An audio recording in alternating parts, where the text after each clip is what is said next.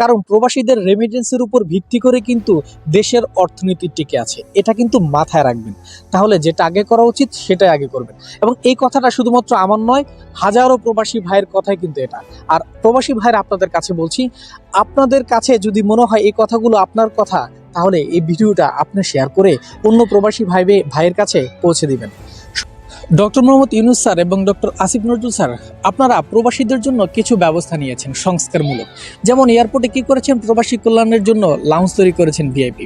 আচ্ছা, একটা প্রবাসী যখন দীর্ঘদিন প্রবাসে কাজ করে যখন দেশে যায়, তখন সে লাউঞ্জের মধ্যে কতক্ষণ সময় অতিবাহিত করবে?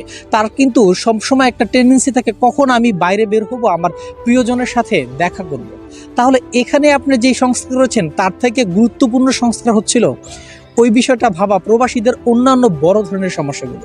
কেমন সমস্যা বলি, ধরেন আমি আপনি যারা বিদেশে আসছি 5 থেকে 6 লক্ষ টাকা আমাদের ব্যয় হচ্ছে, কিন্তু আমাদের সাথে যারা কাজ করছে ইন্ডিয়ান, নেপালি, পাকিস্তানি, তারা কিন্তু 60 থেকে 70 হাজার টাকা ব্যয় করেই বিদেশে আসতে পারছে। তাহলে আমাদের কেন 5 থেকে 6 লক্ষ টাকা গুনতে হবে? এই সংস্কারটা কখন করবেন? আরেকটা ব্যাপার হচ্ছে সিন্ডিকেটের যে একটা ব্যাপার, 20,000 টাকার প্লেনের টিকিট আমরা 80,000 কিংবা 1 লক্ষ টাকা আমাদের কাটতে হয়। এই সংস্কারটা আপনারা কিভাবে করবেন? এই বড় বড় সংস্কারটাই সবচেয়ে বড় জরুরি। এই যে প্রবাসীদের জন্য যে আপনার প্রবাসীদের সেবায় নিয়োজিত এই যে দূতাবাসগুলো করেছেন, এই দূতাবাসের যারা কর্মকর্তা তাদেরকে কি রেখেছেন আপনারা যখন বিদেশ ভ্রমণ করবেন, অর্থাৎ কোনো এমপি মন্ত্রীরা যখন বিদেশ ভ্রমণ করবে তাদের লাগেজ বহন করার জন্য? না, প্রবাসীদের সেবার জন্য।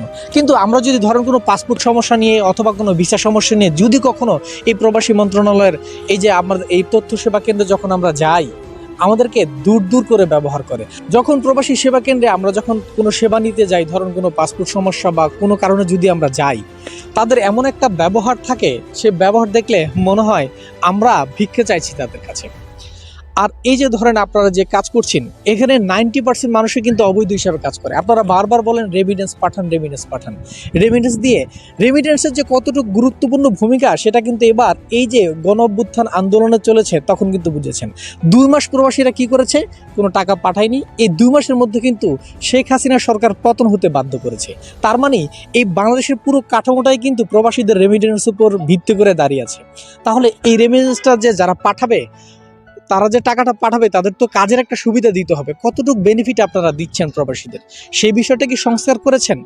আর একটা ব্যাপার হচ্ছে, ধরেন কোনো কারণে যদি কোনো প্রবাসী মারা যায় এখানে, তাহলে তার লাশটা ঠিকঠাক মতো দেশে পাঠানো যায় না, সেখানে ঘুষ দিতে হয়। এখানে বিশাল একটা অ্যামাউন্ট প্রয়োজন হয়, যেটা অনেক ক্ষেত্রে অনেক মালিক দিতে চায় না। এই দায়িত্বটা কিন্তু আপনাদের এই যে দূতাবাসগুলোর নেওয়া উচিত ছিল, কিন্তু নেননি। বরং এমন ঘটনা ঘটছে, বাংলাদেশের এয়ারপোর্ট থেকে লাশটা বের করবে, এই লাশটার জন্য আপনাকে ঘুষের টাকা দিতে হয় তার পরিবারকে। সর্বশেষ একটা কথাই বলবো, যত সংস্কারই করেন না কেন, যে সংস্কারটা সবচেয়ে বেশি জরুরি সেটাই আগে করা উচিত। আপনি গ্লাসটা যাই করেন, এই সংস্কার করে কোনো কাজ হবে না। কারণ প্রবাসীদের রেমিটেন্সের উপর ভিত্তি করে কিন্তু দেশের অর্থনীতি টিকে আছে, এটা কিন্তু মাথায় রাখবেন। তাহলে যেটা আগে করা উচিত সেটাই আগে করবেন। এবং এই কথাটা শুধুমাত্র আমার নয়, হাজারো প্রবাসী ভাইয়ের কথাই কিন্তু এটা। আর প্রবাসী ভাইয়ের আপনাদের কাছে বলছি, আপনাদের কাছে যদি মনে হয় এই কথাগুলো আপনার কথা, তাহলে এই ভিডিওটা আপনি শেয়ার করে অন্য প্রবাসী ভাইয়ের কাছে পৌঁছে দিবেন। সবাই ভালো থাকবেন। আমরা সবাই মিলে আমাদের সোনার বাংলাদেশ গড়ব।